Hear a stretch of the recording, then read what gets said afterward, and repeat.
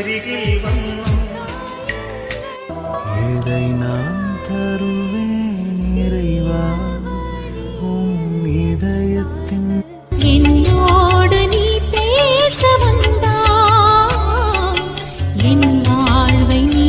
கல்வாரி சிகரமதில் கல் உள்ளம்